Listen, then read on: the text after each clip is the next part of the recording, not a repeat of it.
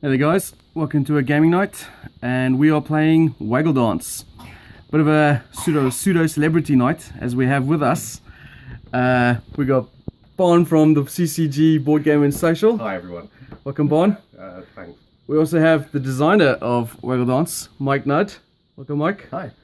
And Martin's filling up the fourth seat. I'm like pseudo celebrity. Right, so Waggle Dance, when did this come out, Mike? About 2 years ago? Yes, so the Kickstarter was 2 years ago. We're just onto the second print right now. We just come back from Essen where we were, pushing the game at the show. It did very well, didn't it? I mean, I remember I've seen loads of people do reviews for it, and it's sort of like a surprise hit, isn't it? Family lightweight game, you know? Yeah, that's one of the most pleasing things for me is, all the reviews have been positive, and I don't think I've seen anyone say a bad thing Until about tonight.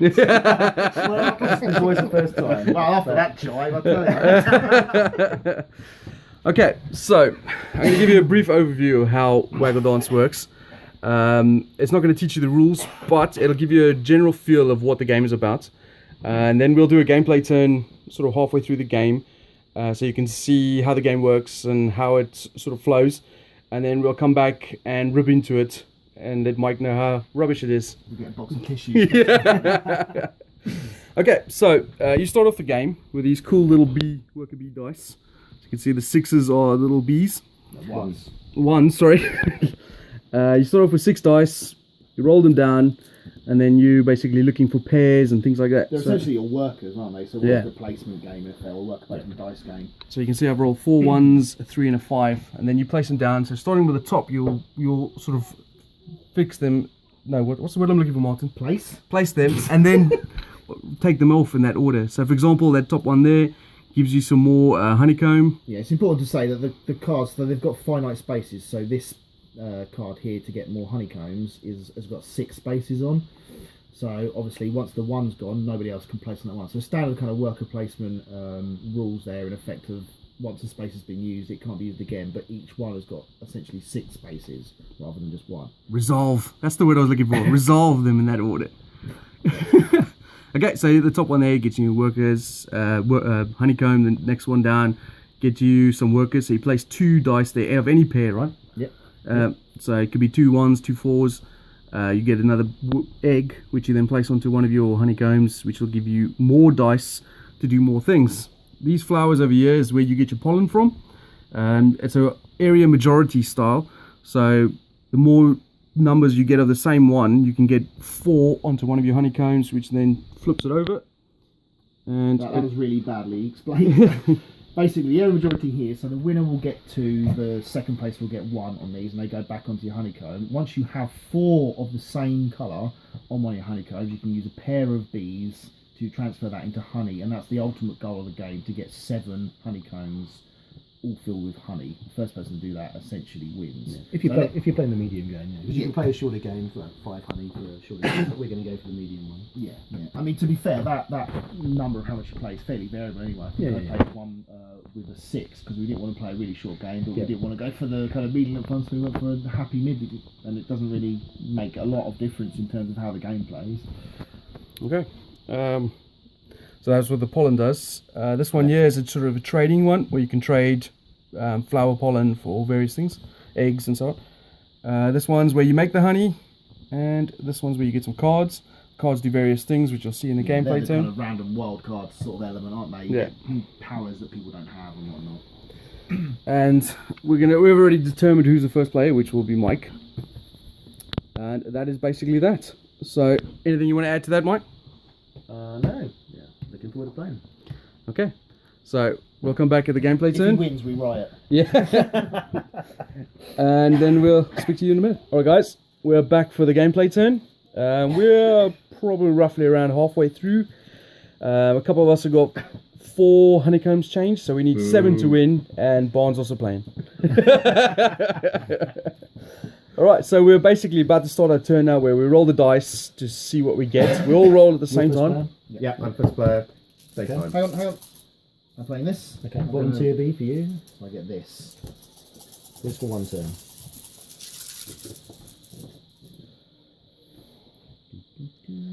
Now we sort them out so we can see what sort of yeah. stuff we got Well, going on. You don't have to, but Sixes. it does make it easier.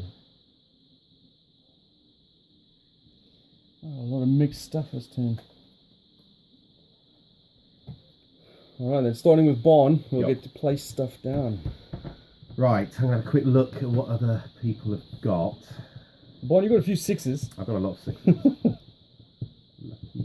Baker. There's not a huge amount of threes, so I am going to pop a 3 down on the next card.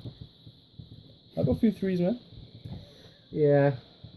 So I guess I'm not going to win anything on the sixes front, so I might just go there with my 6. That gives me another honeycomb. Nick. I'm pretty good with the 5s this time. Yes. I think I'm going to use my 2. Because that's some honey. It's not a huge amount of 2s, actually, is it? I'm going to go for 2 on the nectar. Yeah, Jason's got 2, and he's got nothing else to do with them either, so he's literally just going to deny you of 2 now. Well, let's just see what happens. I would definitely do that if I was him. Of course I'm going to do it. I think I'm going to get me a card, yeah.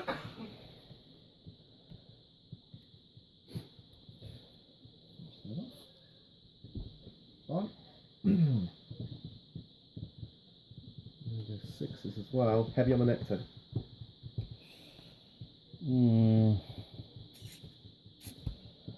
I think...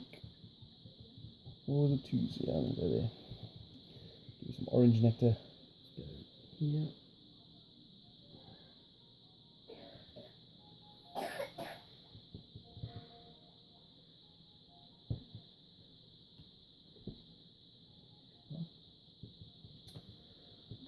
Fight out on the orange spot. Fine, be that way. I thought you'd do that.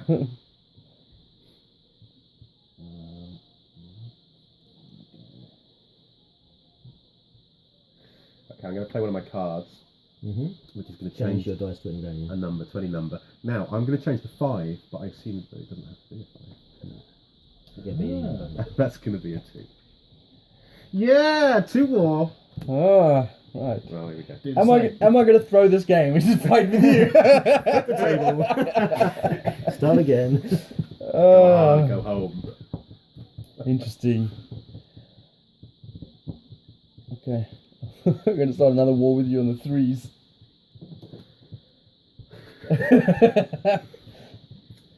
Excellent. Okay.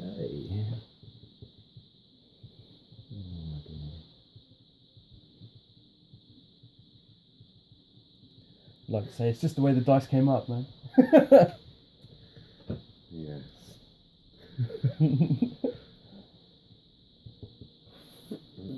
Now, what do I do?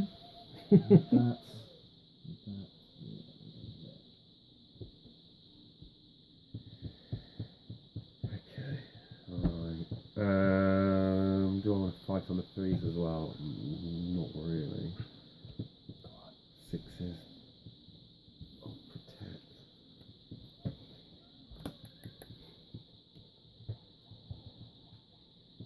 Like?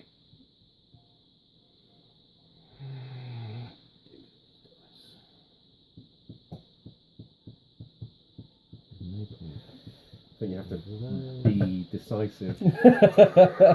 Oh. You need to behave.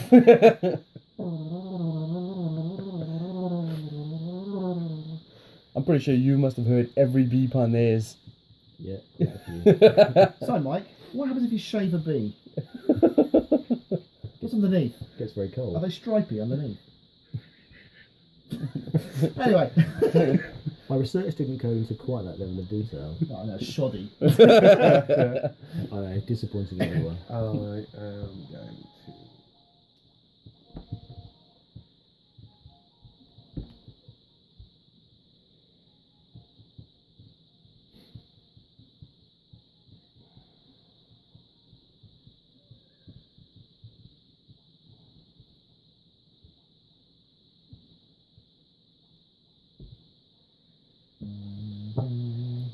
advantage should be on 6 honey at the end of this turn.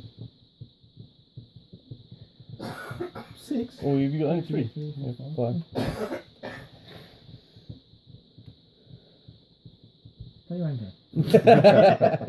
Don't look at me. There's nothing to see here. If you remember, we were playing to 7. Does the game end immediately when we reach 7? No, you play to the end of the turn, then see who's the most. Yeah. Everyone's got 3s left. Except Mike. That's okay. Get enough cards, Jason. He's literally playing his own game.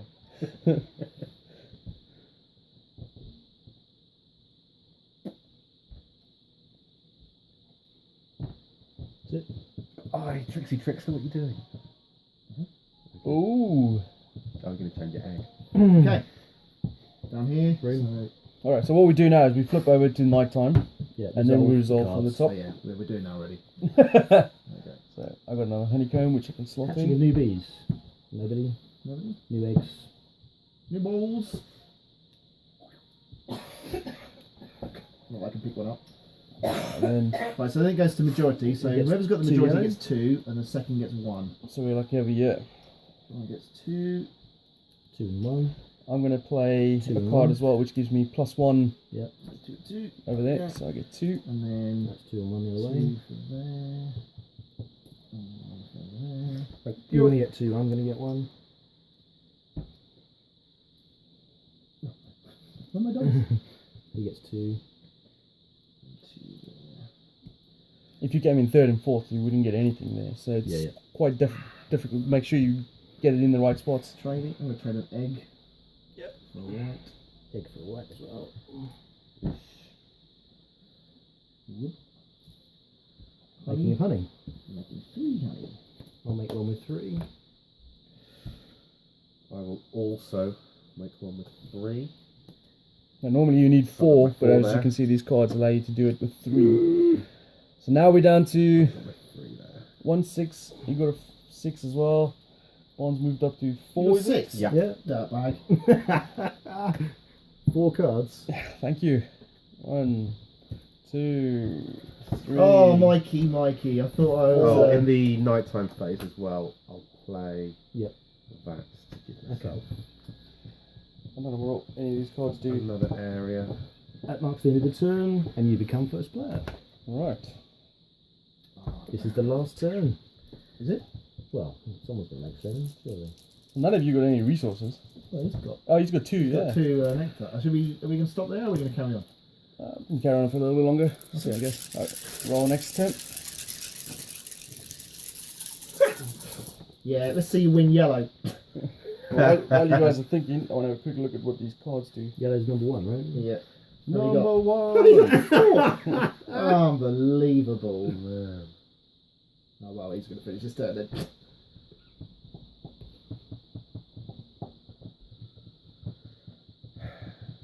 Gosh.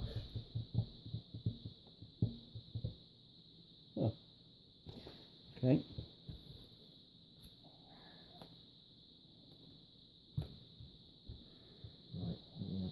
Now it gets serious.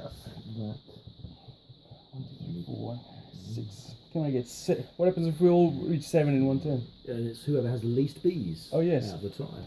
But if someone gets 8, then that beats the 7. Can I reach 7 this turn? Good luck. Okay. Basically, now you have a look at what we're doing. Have a quick scan of the. These are what our dice are. That's the situation. This is probably going to be the last turn, so I'm not going to film this turn. We'll come back with a discussion afterwards. So before we get to the discussion, have a quick think. Who do you think's going to win? Is it going to be one of them two, or am I going to come out from the back, or is Bond going to come out from the back? I actually think Bard's doing slightly better than you now. We shall see. Pull your finger out, Jason. Alright, so we'll be back with our end of game and verdict in a short while. Okay, so we have indeed finished the game at that round, and now we're going to tell you who won. Well, first we'll start with last place. Who came last? I came last, but I feel Yeah, he's got more 9 dice and Yeah, over okay. 10. So But basically, I feel like I was Oh, mate, you were really A close to bee's winning. bottom away from winning. You could have it. made 7. Yeah.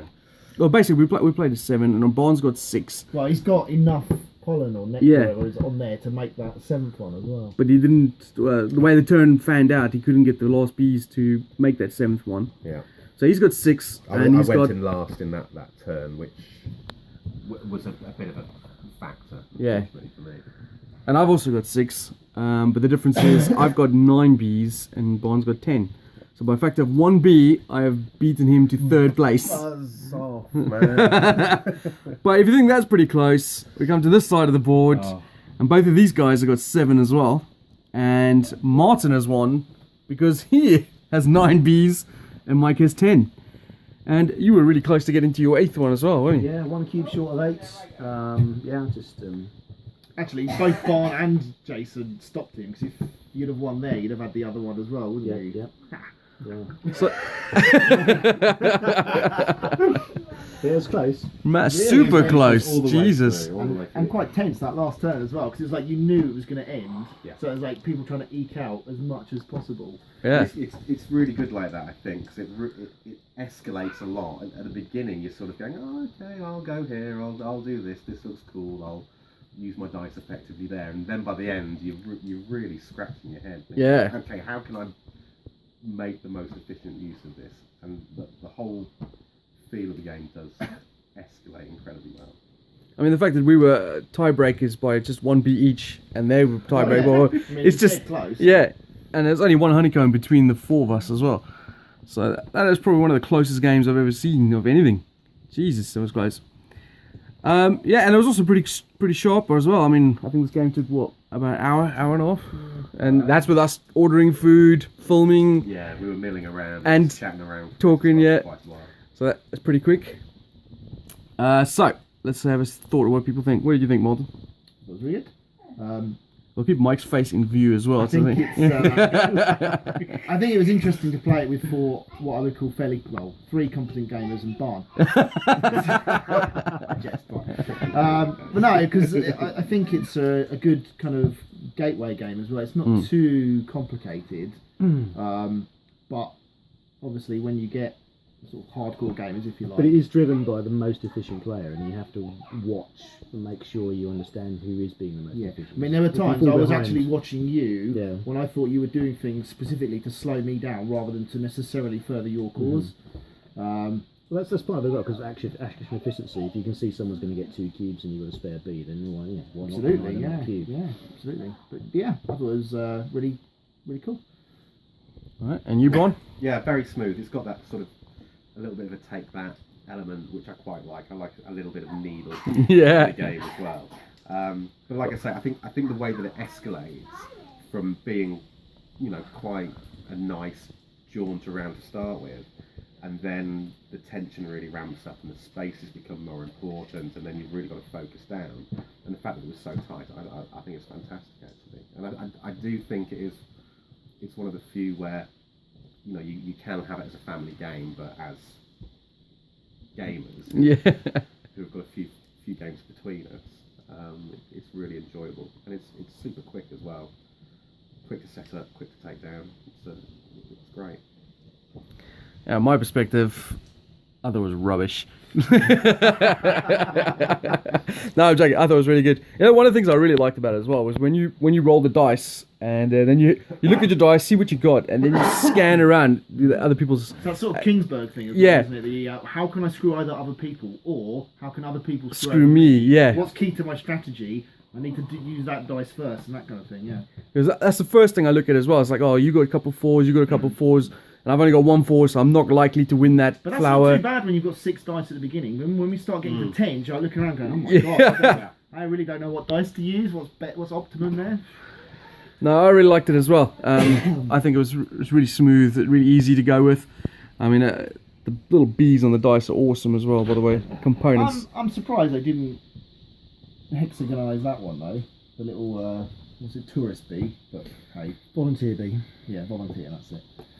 Well, there's always room for a deluxe edition or something. We'll see. All right, Mike. Let's get some honest opinion out of you. You know, what do you think of this game?